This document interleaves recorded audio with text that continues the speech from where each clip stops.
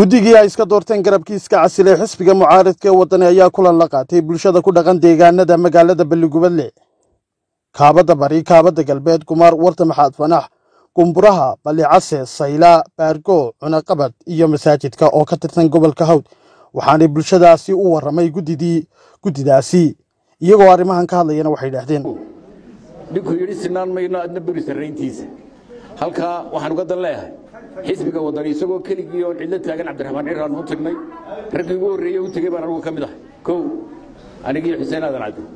7 sanadood baan soo wadnay heshiisyaanu galay wax walba waan soo sameynay cad meel inoo yaalay oo islaahin maanta waa cunaysan buuha laakiin way dhici weyday waxaan hadaba idin sheegay sida gudoomiyadu idin sheegay anagu warkayagu waa warbixin inaanu idin siino halka waxaanu kala kulannay intaana waxa idin dhameeyay gudoomiye xabsa idin dhameeyay inaynu wax wada qabno oo wada tashano oo aynu maanta mid qura ahaanana waa laga maarmaan idin malihin sida gudoomiyadu sheegay xisbigaasaanu gelina kaasaanu tagayna kaasaa wanaagsan midna bay idin malihin laakiin annaga wixii meesha naga dhacay inaan idin soo gaarsiinaa waa waajib xaqayaga waa waajib talana aynu isugu noqono halka aynu dhiganayno masalaha halkaynu dhiganayna aynu isugu nimaadno cududeennan nimanku ay yiraahdeen waa waxba arabtiradiisu maaha taana waxa loo baahay ficilkeeda inaynu yeelano ma tira yarino ilaahayna ma yarayna inaynu la nimaadno muujinteedii inaynu la nimaadaan leeyahay baahay anaga farqigan maanta waa tamideenayna anagu wax waajibkii waxay deegaanka anagu inaan maro arabina anagu rabno oo maanta talo midaysan oo aan yeesho macnaha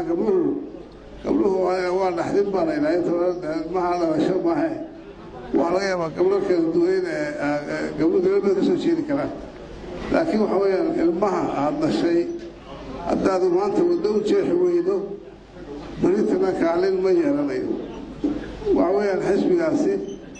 wuxuu ku fakiray oo labadan iska iibiyeen waxa weeyaan inaan arab cod lahayn macnaha maaha camaliyan maaha laakiin waa sidii qorshaha ay dhigteen waxaanu ku sugannahay gobolka Hawd waxaanu leenahay waanaanu socon doonaa tuulayaasha kale iyo magaalooyinka kale ilaa Barcayla Barbarana waanu socon doonaa gabadhii la furay ee ay ninkeeda kala tageen baa waxay tiri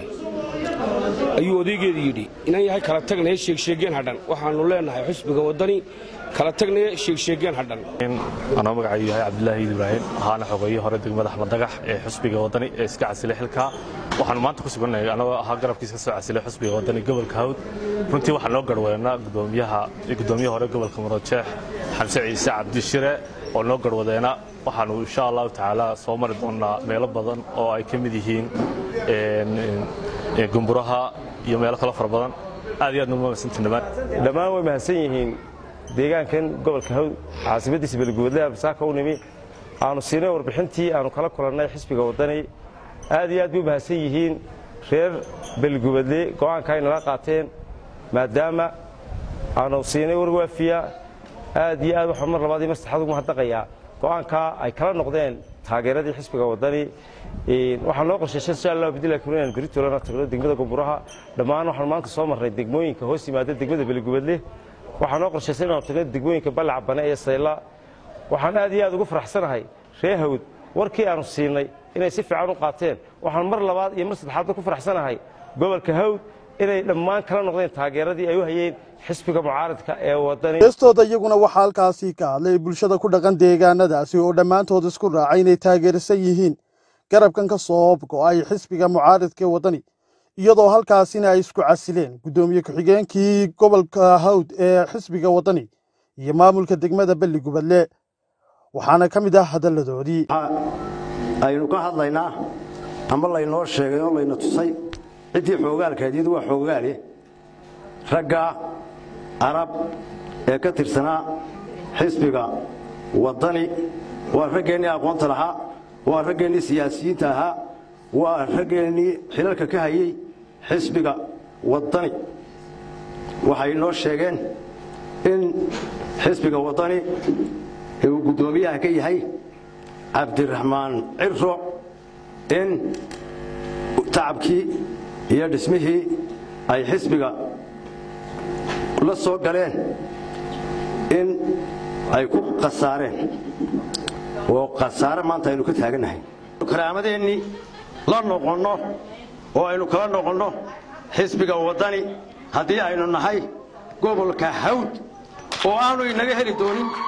wax coda aynaan siin doonin wax coda ayaa inoo balana intaasi waxaan ku darayaa anugu waxaan ahaa gudoomiye ku-xigeenkii xisbiga wadani ee gobolka Hawd waan iska casilay xilkii aanu hayay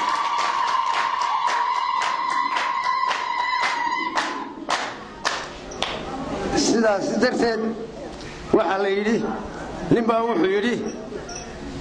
dadka maxaa ugu liita buu yidhi nin wacda la qaba ayaa dadka ugu liita buu yidhi marka waxaa ka dhigan cabdiraxmaan cirro xusbiga wadani iyo madaxdii kale ee la joogtay boo inoo yimaadeen war baanayna siiyeen warkaa waxaan leeyahay haddaan nahay gobolka Hawd waan ku raacnay goosashada ay ka goosteen ninka cabdiraxmaan waan ku raacsanay waxaanan leeyahay haddaan bacdamaan raacnay arabu isku mid ka bari daga iyo ka burcad daga iyo ka barsug daga waxaanan leeyahay tala cad ayaynu isugu imanaynaa shirkiisa insha Allah billahi kariim idinka iyo cidii Hargeysa ka timaadaba halkan ayaan martiqaad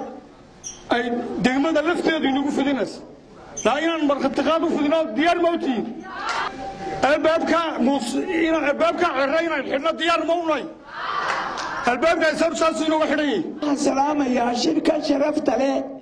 ee kalgacalka leh ee ilaahay raxmadiisu isu keenay ee gobolka Hawd kii soo booqday iyo kii sii joogay assalaamu calaykum waraxmatullaahi wabarakaatuh inta waxay raacsan gobolka Hawd Allah yarxame faarax nuurba ka sii gabiya 200 sano horteed sadon geel baa la tagay halkan baa la isku soo gaadhay wuxuu yiri saqda dhexe siyaxay hadii weerar lagu soo sargada hadii lagala dhaco sanadta guudkeeda marka gabanta yar isaylanteen nirugtu siixayso suqlaaradka goobtu qalbigu naga siloonaado sayayga gimaali jiray soo waxye sibriyada waa li jiray soo birqaawali sinjiyaa baa luulahay sabada meediyal tiga sharafta leh